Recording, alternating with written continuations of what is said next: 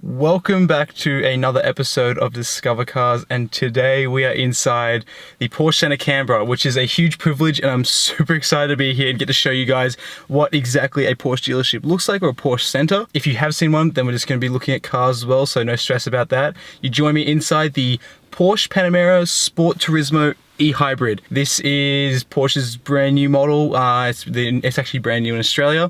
The Sport Turismo, which is like the shooting brake version of the Panamera. But yeah, I've got the keys and we're gonna have a little look around.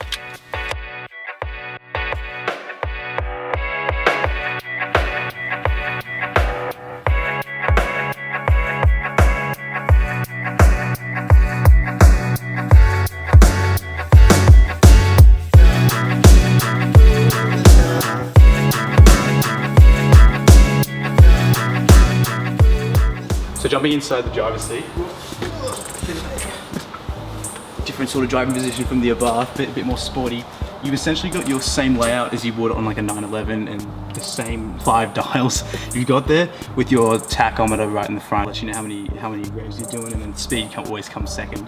And then you've got the Sport Chrono package, so up on the top here you've got a little stopwatch pretty much. Coming around here you have all these buttons light up. For technical reasons we can't start up the car for that long, so we would see an array of buttons down here. Vents come on, it's all haptic feedback, so it sounds like you're clicking buttons even though it's all on the screen.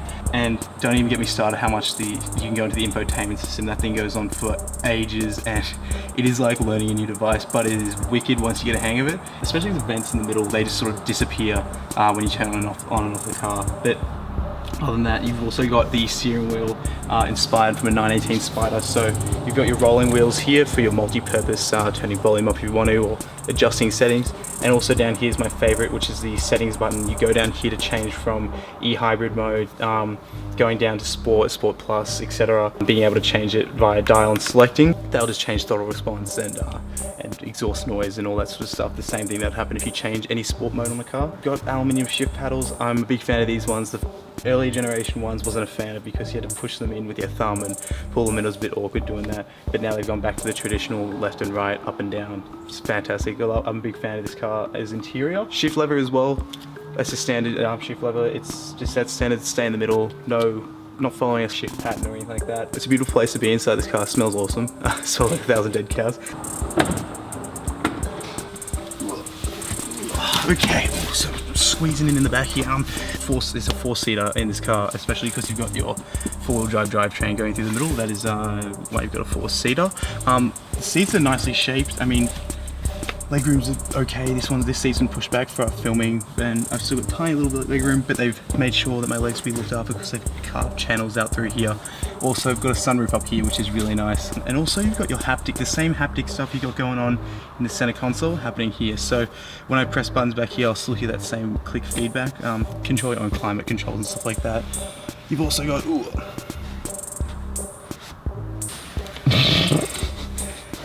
you've got your center stack here, and this is where you're going to be basically chilling along the road trips. You've also got a pass through, so you can put your skis through if you're heading to the slopes.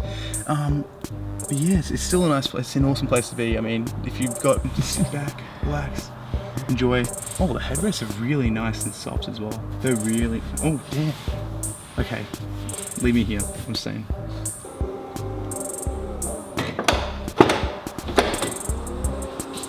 So the reason why you're getting a Sport Turismo is for that extra room. As you can see from our previously prepared demonstration, we've got a nice big box in there, as well as what looks to seem as a car cover. The whole point of a Sport Turismo is to give it a different shape, a bit more of like a bit more shooting brake look. Looks a bit sleeker, but you've also got a bit more room. So headroom's increased, as well as a bit more space for like vertically for your stuff. Also very nice aluminium skid plate. So you join us from outside the Porsche Panamera e-hybrid, and we're looking at this Sport Turismo model. So straight away, the main thing you notice at the back is the sort of shooting brake look of it. So if you come around here, the back's been extended out, giving a bit more headroom to the passengers at the back, but more importantly, you're getting a hell of a lot of boot space in there. And what I love is that they've moved the boot lid spoiler all the way up to the top, where the boot lid spoiler should be, raising up when you go fast enough, or you can make it just stand up on its own, and it looks kind of cool. Coming down to the side, you've got sort of like Porsche 918-esque hybrid elements. So you've got the e-hybrid highlighted in that green and silver, just letting you know that it has that hybrid powertrain. And coming down here, you got your nice big green brakes as well. They'll also do regenerative braking as well, similar to if you've ever seen a Tesla. It will just sort of like when you lift off the gas, it should power back into the battery. And then coming down the front, the main thing you'll see is sort of like those quad LED look, which is sort of taken from that Porsche 918 Spider as well. But yeah, I mean, it's a beautiful looking car. If you like shooting brakes and stuff like that, this goes at the very top of the list. Yeah. Cool, so like moving on from a practical like shooting brake, you go to a even more practical small SUV. So we're looking at the Porsche Macan because purely this is one of Porsche's best sellers. When they introduced them, I think about 2014, I believe, or just around there, they sort of took off. They're loosely based off a Q5, but building on from there, you got basically Porsche doing everything from suspension to drivetrain, all that sort of stuff.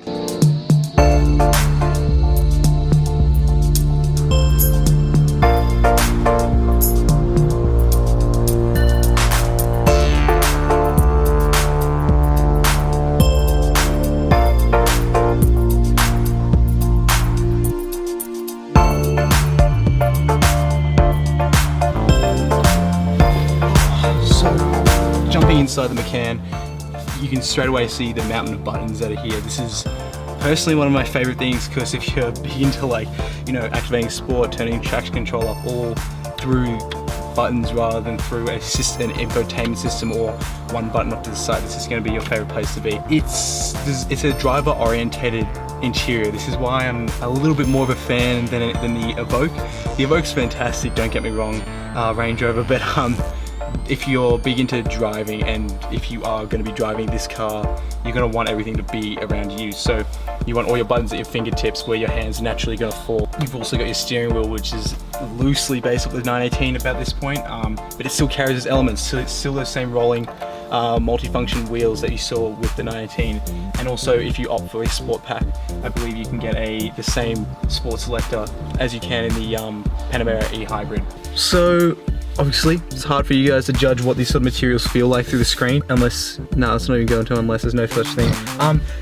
You got a really nice chunky steering wheel. Like straight away my thumbs are put right up near, like what do we got, 10 and 2? Yeah, so right up near 10 and 2, rather than going down towards 9 and 3, but yeah, you can go, 9 and 3 is pretty comfortable as well. Aluminium everywhere. You got aluminium on the shifter, your shift pedals, paddles.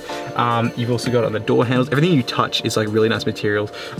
Everything is either soft plastic as well. I mean, buttons are nice and clicky, so they're going to be a bit harder, but everything's really nice to sort of interact with you. But yeah, everything just feels really nice in this car. That's why I'm a huge fan of Porsches. Like when you step into the entry-level car, like there's no issue with how everything feels. You're not having to opt for a certain package to make everything feel this way. It's just how Porsches are.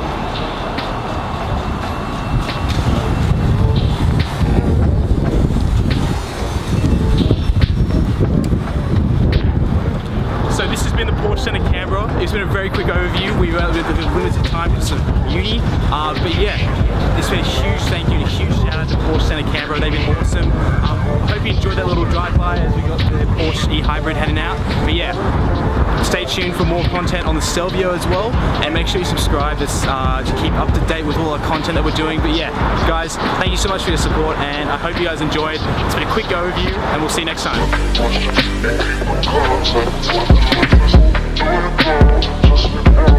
Just